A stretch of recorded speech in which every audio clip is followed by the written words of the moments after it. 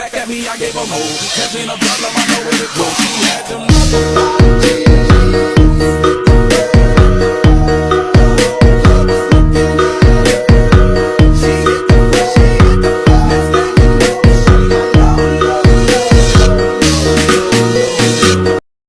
Pagi nih mas. Dengan siapa ya?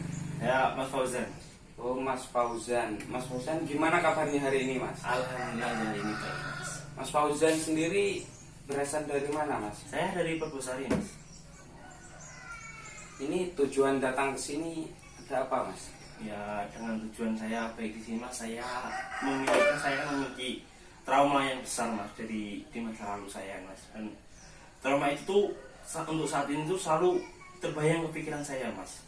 Oh, jadi Mas Fauzan ini meminta bantuan kepada saya untuk menyelesaikan permasalahannya. Nah begitu mas. Oh, baiklah. Mas Fauzan sendiri pernah melakukan proses konseling? Belum mas. Oh, Karena saat saya mau melakukan proses konseling itu, saya rasa malu untuk menceritakan masa lalu saya gitu.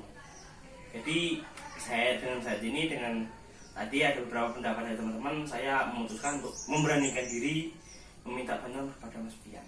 oh, baiklah.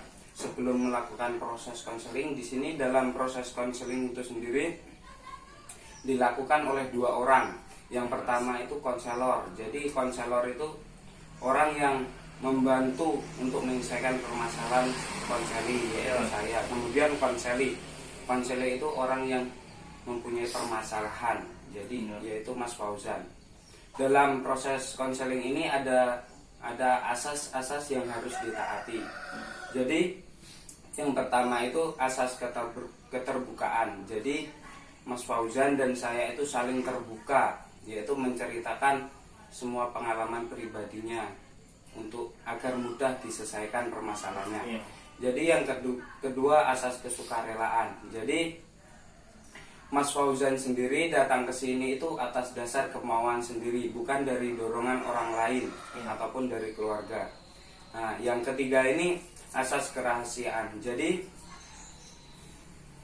selama proses konseling itu seorang konselor ataupun konseli ataupun Mas Fauzan sendiri tidak boleh memberitahu kepada orang lain. Yang terakhir ini, setiap proses konseling ini ada jangka waktu. Berhubung saya ada kesibukan hal-hal lain, jadi proses konseling ini berjalan kurang lebih 7-8 menit. Iya, nggak apa-apa. Unik kan. Saya pulang sampai di Pagar Dewa sebelum bensin tuh, saya hampir menumbur mobil Puso, tapi Pusonya berbeda. Ini Puso barang mas. Nah itu saya langsung benar-benar menumbur bemper bagian depan. Kejadian itu ya mas ya, setiap saya mau ke kampus atau gimana pasti lewat jalan raya ya mas ya. Nah pasti kalau sudah di jalan raya itu saya pasti ketemu mobil Puso yang besar-besar ya. Nah saat saya ketemu mobil itu pasti saya gugup, badan tuh terasa gemetar karena rasa trauma itu selalu ada mas. Nah di sini mas saya meminta tanggapan dari mas, minta solusi dari mas untuk menyelesaikan masalah saya ini mas. Saya harus gimana mas? Oh. Jadi gini, apakah ada dampak negatif itu tadi? Dampaknya itu tadi mas, saya selalu gimana ya, kalau setiap ketemu mobil besar tuh saya selalu trauma mas, nggak tahu apa yang harus saya lakukan, dan di situ saya bisa membahayakan diri saya sendiri mas. Oh, jadi Mas Fauzan ini ketika mau berangkat ke kampus ataupun berpergian gitu kan, jadi ketika ketemu mobil besar itu Mas Fauzan selalu takut gugup. Iya mas, gugup. Atau bahkan gugupnya itu bisa membahayakan Mas Fauzan sendiri. Iya mas, betul. Coba Mas Fauzan itu merilekskan badan dulu.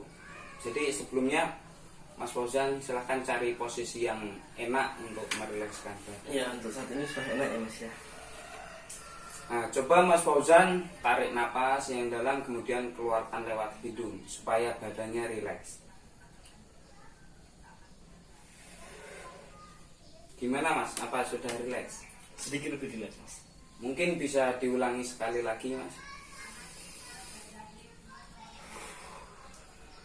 Baiklah, dari permasalahan Mas Fauzan tadi, Coba Mas Fauzan itu ketika bertemu mobil besar itu Iya. Mas tanamkan dalam diri Mas Fauzan tuh, oh ini nggak apa-apa, mobilnya nggak apa-apa. Anggap aja seperti mobil-mobil yang lainnya, semua mobil itu sama. Lagian mobil itu kan tidak mengganggu, jadi anggap saja mobil itu tidak mengganggu. Dan tanamkan pada diri jangan sampai gugup ketika berhadapan dengan mobil besar itu. Mungkin itu tadi coba dilakukan setelah pulang dari proses konseling ini. Ketika Mas Fauzan bertemu dengan mobil-mobil besar, coba berpositif thinking dan tanamkan pada diri, yakin bahwa mobil itu tidak mengganggu. Ketika semua pengendara saling mematuhi peraturan, berarti kita semua bisa aman. Baik Mas, untuk ini saya sangat mengucapkan terima kasih ya Mas atas bantuan dari Mas untuk menyelesaikan masalah yang ada di diri saya Mas. Mungkin saat ini mungkin itu saja ya Mas atas saya minta tolongnya, karena Mas juga nanti ada urusan, saya mau pamit pulang juga karena juga di rumah masih ada kerjaan yang harus saya selesaikan. Oh iya Mas. Ya, saya mengucapkan terima kasih banget ya Mas. Terima kasih ya Mas. Them